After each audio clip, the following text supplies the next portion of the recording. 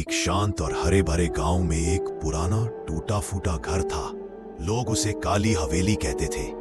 उस हवेली की सबसे अजीब चीज थी ऊपरी मंजिल पर एक काली खिड़की। वो खिड़की कभी नहीं खुलती थी, उस पर कभी रोशनी नहीं पड़ती थी। और सबसे डरावनी बात, अगर तुम ज्यादा देर तक उस खिड़की को देखो तो वो खिड़की तुम्हें वापस देखने लगती है। गांव वालों का मानना था उस खिड़की में कुछ है, कोई है जो अब भी लोगों को ताकता है, इंतजार करता है। रवि 19 साल का लड़का दिल्ली से गर्मी की छुट्टियां बिताने गांव आया था। उसने इन कहानियों को अंधविश्वास समझा। वो साइंस का लड़का था, लॉजिक, रीजन, रियलिटी।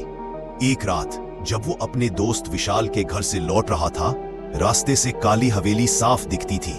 उसे अचानक महसूस हुआ कुछ अलग है। खिड़की खुली हुई थी, बस कुछ सेकंड के लिए, और फिर धीरे से बंद हो गई। रवि रुका, घूरा, फिर खुद से बोला, मेरा वहम होगा, थक गया हूं शायद। अगले दिन दोपहर रवि अकेले ही काली हवेली के पास गया। उसने मोबाइल से फोटो भी खींची, मजाक उड़ाते हुए। फिर सीधा खिड़की की तरफ देखने लगा। कुछ नहीं हुआ।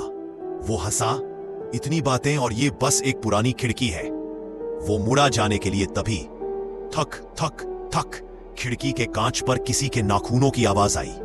रवि तुरंत मुड़ा। खिड़की अब पूरी तरह खुली थी और वहां एक औरत खड़ी थी।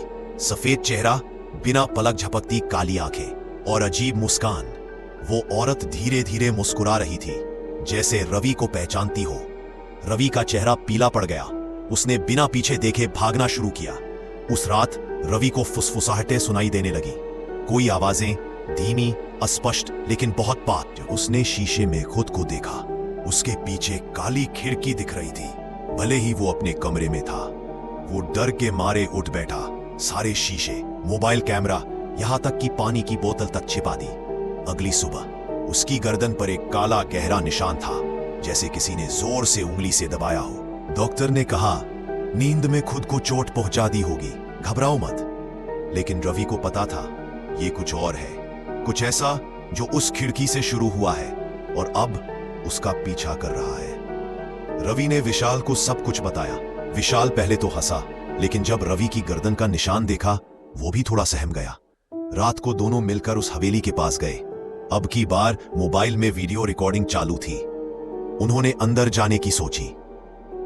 जैसे ही पहला कदम अंदर पड़ा, दरवाजा अपने आप बंद हो गया।